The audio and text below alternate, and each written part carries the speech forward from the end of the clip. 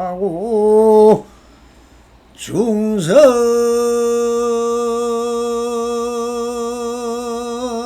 봉행하라 차정 희심이니 시제 불견이라 나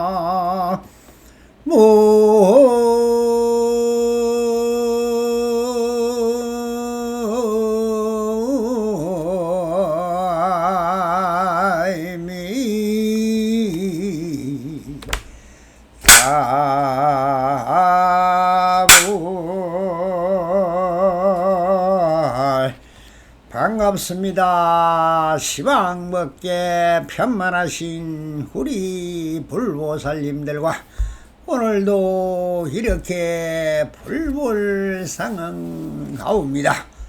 평상심이 또입니다. 언제나 한심민명하셔서 본불볼락하옵소서. 온 바람이 언제나처럼 조사선 사거록 완능록 제18편 기영가 행록구원 제6번째 달라 테두리를 벗어난 이들이라 하는 주제로 우리 불보살님들과 함께 보설을 해보도록 하겠습니다. 또 하루는 대사가 차당에 앉아 있는데 남전이 내려와 물었다. 정과 해를 함께 배워서 부처님의 성품을 밝게 본다 하는데 이 뜻이 무엇이오? 하고 물으니 황벽 스님이 하루 종일 한 물건에도 의지하지 않는 것입니다 라고 하니 그래 바로 장로의 견해인가 하니 황벽 스님이 부끄럽습니다 라고 하였다. 그러니 남전 스님이 다시 작물값은 그만두어도 집신값은 어디서 받으란 말이오 하니 그러자 대사는 아무 말 없이 그냥 문득 쉬어버렸다. 뒷날 위산 스님이 이 대화를 가지고 양산에게 물었다. 황백이 남전을 당해내지 못한 게 아닌가 하니 황산 스님이 그렇지 않습니다. 황벽에게는 법을 사로잡을 깃털이 있었음을 아셔야 합니다 라고 하니 위산 스님이 그대의 보는 바가 그만큼 장하구나 라고 되어 있습니다. 자, 여기서 말하고 있는 대화 내용은 지금 이 단락은 행록과 기연 차담을 말하고 있습니다. 지금 또 하루는 대사가 차당에 앉아 있는데 남전이 내려와 물었다. 정과 해를 함께 배워서 부처님의 성품을 밝게 본다 하는데 이 뜻이 무엇이오? 라고 하는 거지. 참, 우리 지금 황벽 스님께서는 납자로 품은 납자로서 이절저절 다니면서 그냥 손님으로 와 있지만은 실제로 삼촌뻘 되는 남전스님의 절에서 이루어진 일입니다. 그래서 차를 마시고 있으니 남전스님이 보고 한마디 던집니다. 정과 해를 함께 배워서 부처님의 성품을 밝게 본다는데 여기서 정과 해는 무엇입니까? 사선 팔정. 정이라면 원래 사선 팔정을 말합니다. 사선은 선천의 제1선천, 2선천, 3선천, 4선천에 닦는 고요하고 맑은 한 것을 정이라 하고, 그 위에 무색에서 닦는 네 가지의 정은 편안할 정자입니다. 그러니 안심인명하십시오 하는 말은 편안하고 고요하고 맑은 정에 임하소서 하는 말입니다. 그러니 그게 사실상 무심이요 참 봄바탕을 투영하는 보물입니다. 이것이 또 해, 정의 상수라. 정과 해를 같이 닦는다. 주로 수행이라고 한다면 정에 들어서 참선을 하고 있는 것은 그 안에 일어나는 마음을 보고 그 지혜의 일어남을 밝혀 나가는 것을 회라고 합니다.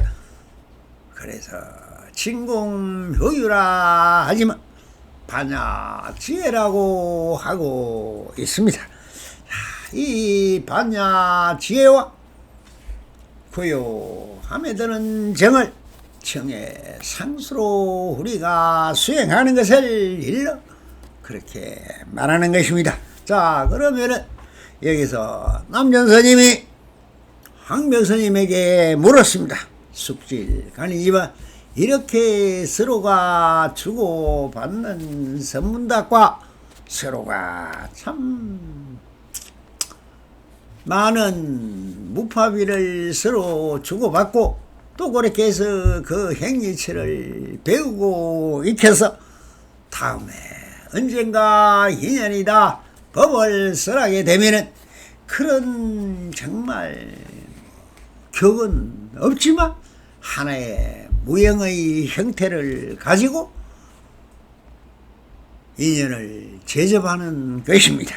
그래서 이 문헌을 보면 바로 정과 해를 함께 배운다는 말은 대선사이신 남주스님이 왜 이렇게 말을 하고 계실까요?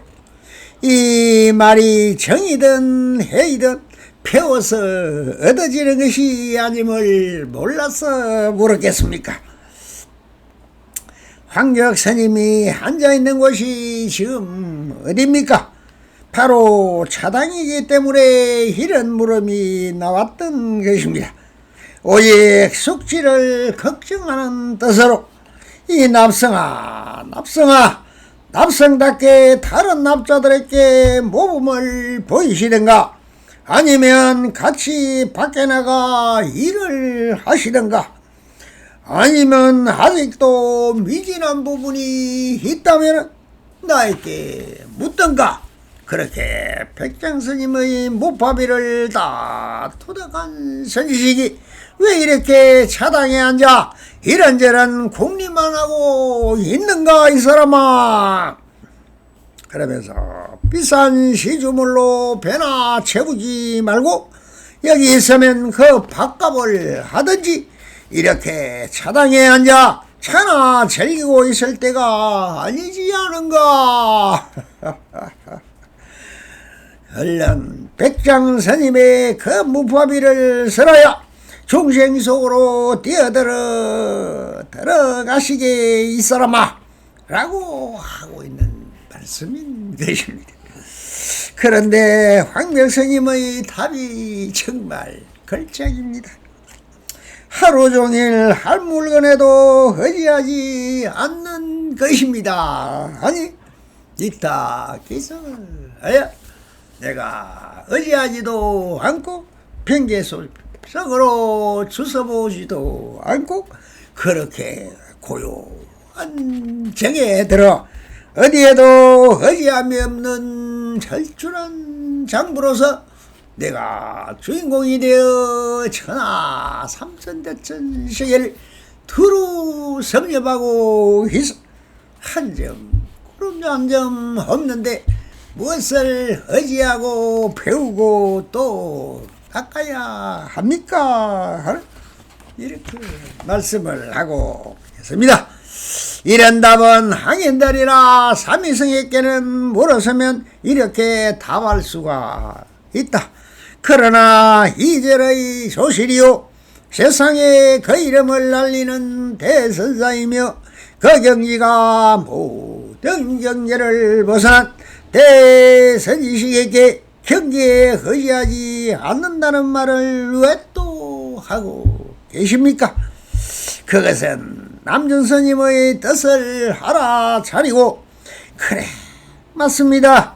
내 형편이 지금 그렇다고 남성인이 숙질의질에 의지하여 이렇게 있지만은 그래도 숙질의 무파비 방편과 하인제집을 한마음으로 두루 배우고 있습니다. 앞으로 남성이 형생들을 어떻게 제접하고 어떻게 법을 펼치어 스님의 행위처와 방편을 배우고 있는 것입니다. 너무 그러지 마십시오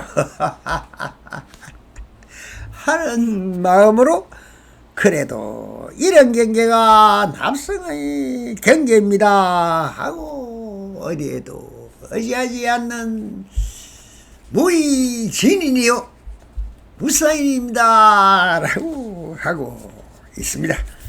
그 말 뜻을 모를 리가 없는 남전스님이라 그래 바로 장로의 견해인가요? 다시 묻는다. 그래 맞아 그렇지 그런데 그러면 지금 이렇게 차나 마시고 있어 되겠는가? 아니 이렇게 또 말을 합니다. 이런저런 자기의 처지가 아직 그 방향을 잡지 못한 자기를 회상하면서 뭐라고 황매스님이 말합니까? 부끄럽습니다 라고 하십니다. 그러니 그 말이 끝나자마자 남전스님이 뭐라고 또 한 말씀 합니까? 작물값은 그만두고라도 집신값은 어디서 받으란 말이오 하는 것은 자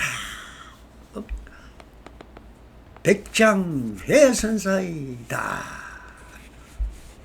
정말 같은 도말이었던 백장회선사가 뭐라 했습니까? 수행 공동체같이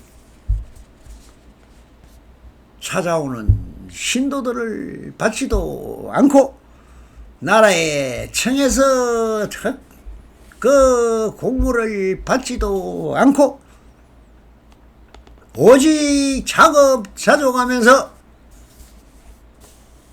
백장회선사가 하는 식으로 일일 불작이면 일일 불식이다 하면서 낮에는 일하고 밤에는 수행하는 수행 공동체를 모를 리 없는 분들입니다. 그래서 이런 말을 하고 있을 수 있습니다. 즉 자네가 지금 차나 마시고 있을 때이냐? 그 밥 먹고 지금 뭐 똥 싸고 잠자는 거는 그렇다 치고 그렇게 이때까지 그 무파비를 배웠으면 그걸 안 쓰고 앉아있으면 그 집신값은 왔다 갔다는 집신값은 누가 주느냐 하는 얘기를 하고 있는 것입니다. 이 무슨 말인가? 모든 경계에서 벗어나 그동안 많은 산천 경계를 유람하면서 마음을 순숙시키고 보임을 하였으며 많은 선지식을 참문하면서 무파비를 두루 섭렵했으면 이제 한도량을 형성하여 남의 것이 아닌 스스로 대장부가 돼서 그대의 방편을 베풀어 저 힘들어하는 많은 중생을 제도하여야지. 어찌 내 행리처와 방편을 배우려 하는가?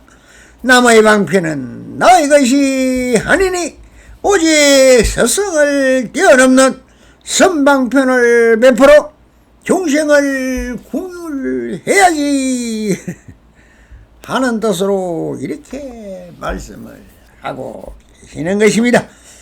그러니 묵묵히 스님의 위로의 말씀에 감사하다는 뜻으로 그러자 태산은 문득 쉬어버렸다 라고 표하고 있습니다. 이 문답은 어디까지나 서로가 서로를 위해주고 서로 응원해주는 도방과 숙길의 대화인 것입니다. 그래, 이 대화 내용을 듣고 또 뒷날 위산 스님이 있었으니 위산은 서기 771년에 태어나서 853년에 입적하신 스님이고 그 아래 제자가 있었으니 그 제자가 바로 황산 스님입니다.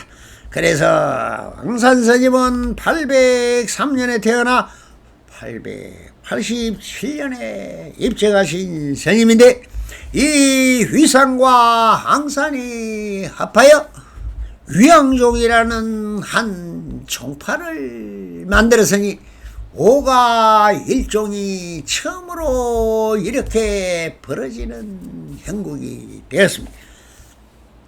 그래서 열애선에서 조사선이 됐고 조사선에서 다시 위산스님과 황산스님에 의하여 위양종이라는 새로운 선문의 한 종파가 생긴 그 스님들입니다.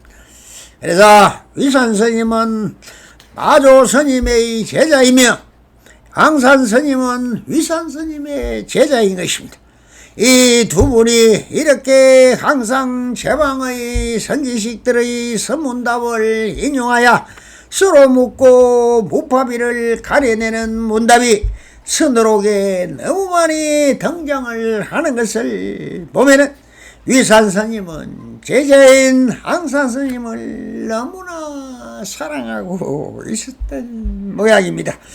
언제나 홀로 해덕하여 스스로 체득하고 하고 마는 것이 아니라 꼭 제자와 같이 그 선문답의 내용을 가지고 서로 탐착을 합니다. 이것을 우리가 탐문한다 하는 것입니다. 제자와 선문답을 나누며 함께한 것을 보면은 정말 지극한 대자 대비심인 것입니다. 그래서 위양종을 세워 한 종파를 형성하여 중국 성가의 호대 문파인 한문중인 위양종을 세우신 것입니다. 위산 스님의 뒤에 대화를 몰라서 말한 것은 아니지만 대화 내용은 그냥 보면 황벽 스님이 뒤 더 문답에서 종문을 말하지 않았으니 남전 스님에게 굴복당하지 않았느냐고 묻고 있는 것입니다. 이렇게 황벽이 남전을 당해내지 못한 게 아닌가 하면서 앙산 스님에게 물으니 그런데 앙산 스님 역시 또한 모든 테두리를 벗어나서 수미산 꼭대기에 홀로 앉아서 대장부요 어디에도 걸림없는 대장부인 것입니다. 그래서 이렇게 답을 하십니다. 그렇지가 않습니다.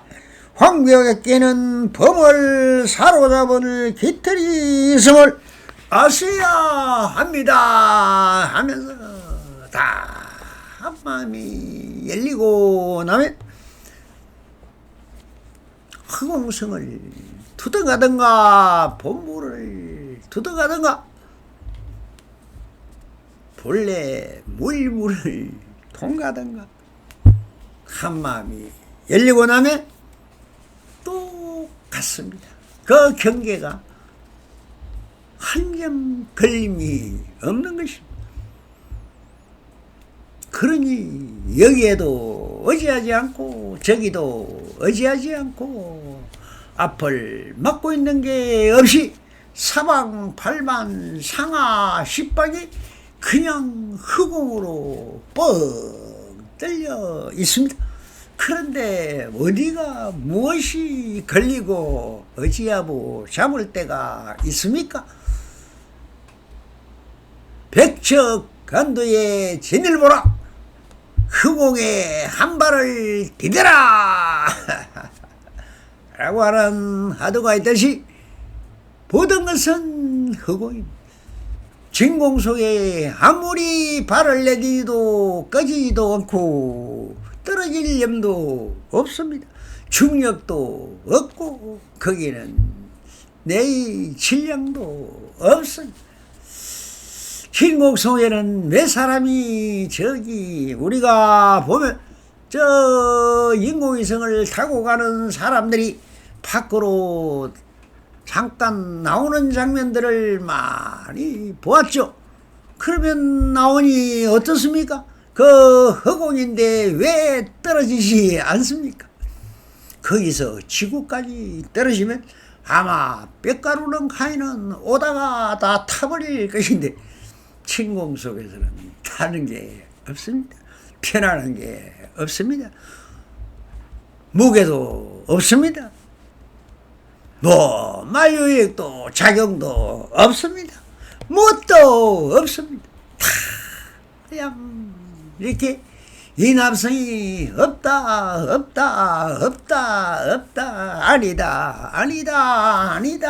아니다 사고 백비로 아니다 하는 것을 현실적으로 보려면 바로 저 우주의 진공속을 보시면 알 수 있는 것입니다.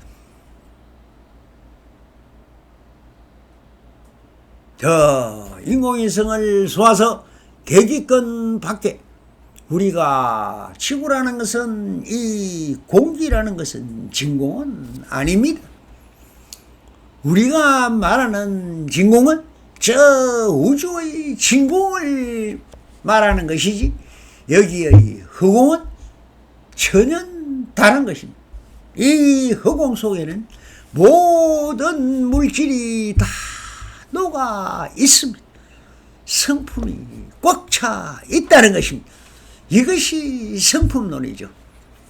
양자 이론이 어떻고 분자 어떻고 원자가 어떻고 아무리 말을 해도 땅에도 보달해도 금은 금이요 은은 을이요 철은 철이요 석은 석이고 토는 토일 뿐입니다. 진공 속에서는 변함이 없습니다. 저 달이라는 게 저렇게 진공 속에 떠 있으니 거기는 공기가 없습니다. 공기가 없는 데는 생명물이 없습니다. 전부 무정물입니다.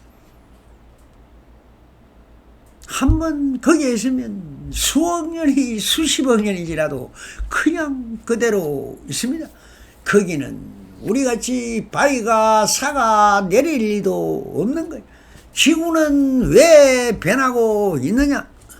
산화 작용해서 바위도 틈새로 물이 들어가 겨울에 얼고 여름에 녹과다 보면 검이 가고 따개져서 절벽도 떨어지고 바위가 되고 바위가 깨어져서 또 돌이 되고 돌이 또 따개져서 자갈이 되고 자갈이 또 따개져 모래가 되고 모래도 따개져서 흙이 되면은 흙을 만약에 보면은 공중으로 미세먼지가 되어서 저 중국의 황사가 날라오듯 공기와 똑같은 무게중심이 되어서 공중으로 날아다니는 것입니다. 그래서 영자적으로 보면은 그겐 생명이다 뭐다도 없습니다. 전부 그대로가 영원히 그대로입니다. 그렇지만 지구에는 이 산소라는 게 있어서 우리가 숨을 쉬고 살아가고 있는 것입니다. 이 산소가 없으니 우주로 갈 때는 산소통을 메고 가야 합니다. 산소를 마시지 않으면 몸 안에서 열기가 생겨서 태우는 것입니다. 먹었던 음식도 태워야 하고 변해야 하고 거기에 열을 가해서 돌리고 비비고 하면 그것에서 가루를 내는 것입니다. 이것이 쌍차가 상조가 되는 것입니다. 차조 동시로 그렇게 만들면 거기서 섞이 물이 되어야만이 장자는 그것을 관을 통해서 빨아 먹을 수 있습니다. 그것이 바로 먹는 거지. 우리는 음식을 먹을 수 없습니다. 그렇지만 갈아놓은 그 동은 먹을 수 있습니다. 그래서 창자가 우리의 양분을 빨아들일 때는 똥을 빨아먹고 살고 있는 것입니다. 그러니 좋다 나쁘다가 어디 있습니까? 다 그대로. 아무리 형상이 바뀌어도 그대로고 안 바뀌어도 그대로입니다. 그래서 공기와 진공을 또 구분하지 마세요. 전혀 다른 세계입니다. 그래서 이것을 보면은 불생 불멸이요 불구 부정이요 하면서 자성이 어떻고 마음이 어떻고 하는 것은 전부 진공 속에서는 영원히 살 수 있다는.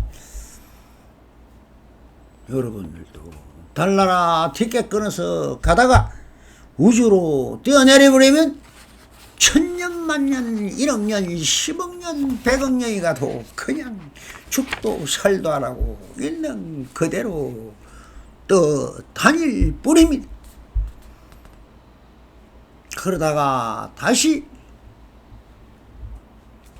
몇십 년 지나서 건져서 다시 산소를 마시게 하고 하면 또 살아날 수도 있습니다. 그것이 지금 우리 이학께서 하고 있는 저 삼성의 어떤 사람을 그렇게 넣어놨다가 실제로 아직 실패를 했지. 그래서 참 결과적으로 명줄이 다 해버리는데 그 조금 더 발전하면 한 100년 쉬고 싶고 못 고치는 병이 있으면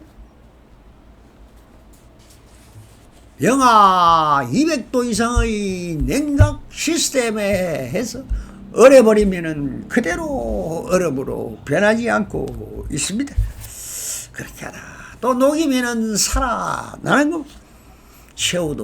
새우잡이 하는 사람들, 저 고기 잡는 어부들에게 물어보면 너무나 잘합니다. 전부 급속 농동을 시켜서 가지고 들어옵니다. 그러니 6개월 1년 동안 걸려서 잡은 것도 하나도 안 상하고 그냥 가져오는 것과 같은 이치인 것입니다. 우리가 진공이란 이 공기라는 것이 있으니 우리가 변하고 변하는 것입니다. 공기가 없는 진공 속에서는 변함이 없습니다. 오직 변화하는 것은 우리가 생명의 원천이요. 우리는 뭘 먹고 삽니까? 공기 먹고 삽니다. 그러니 이 허공성이 바탕이요 본질인 것입니다. 여기서는 만중생이 만들어지고 또 살고 하고 있는 것은 오직 이 공기 허공인 것입니다. 그래서 우리가 깨달았다 사성이 무엇이냐, 마음이 무엇이냐, 심지가 무엇이냐고 할 때 그것은 바로 허공인 것입니다. 알겠습니까?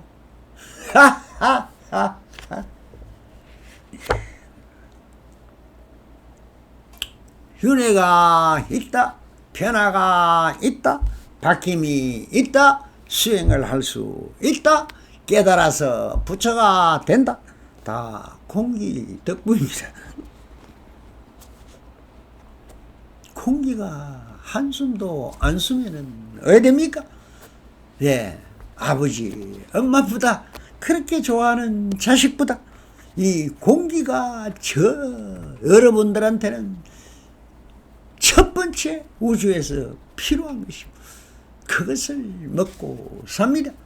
들숨하면 들었었다가 그거 욕심내서 몸뱉으면 죽는 것입니다. 그게 생명입니다. 그러니 생명의 요체는 뭐더라? 바로 허공이더라 이발.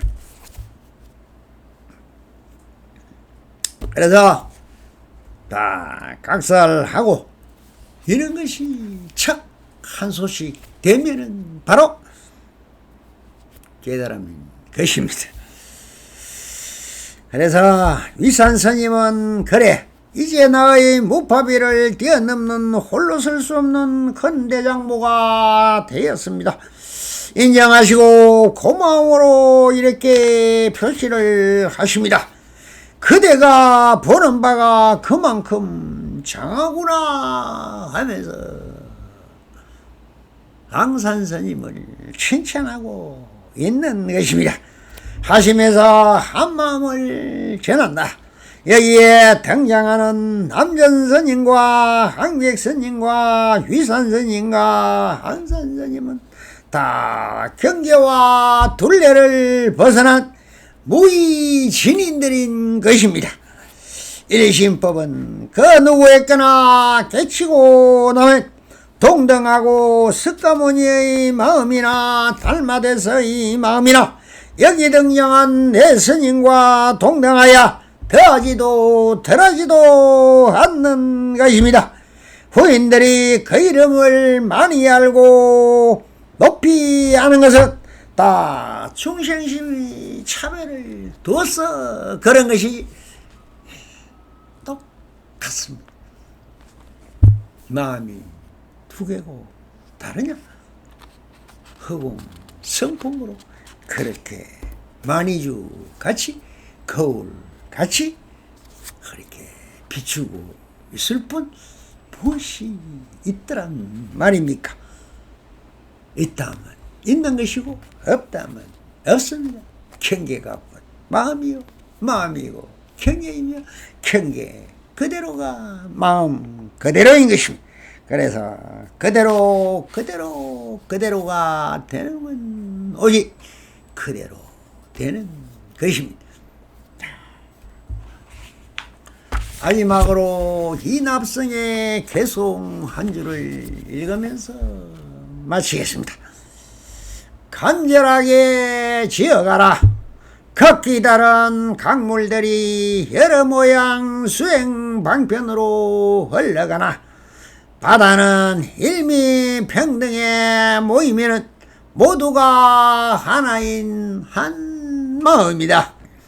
모든 거짓인 번뇌의 망상 또한 하나의 진실 일심 속에 흡수되고 천년의 어두운 식심도 한빛 각으로 밝아진다.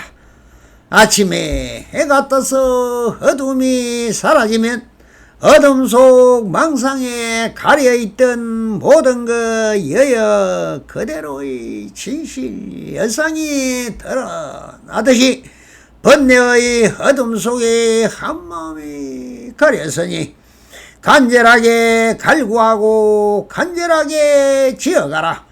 믿는 마음 항이라고 간절함이 지속되면 천년의 어둠도 한순간에 밝아지듯 여여한 그대로가 한순간에 나타나리. 늦을까를 걱정 말고 그 늦음을 걱정하며 한순간도 놓지 말고 오매불망 지어가소. 지어감이 항일하여 나무 비벼 불을 내듯 한순간도 놓지 말면 대오하기 갑답도다. 감사합니다. 본물 볼라 가옵소서. 봄바람이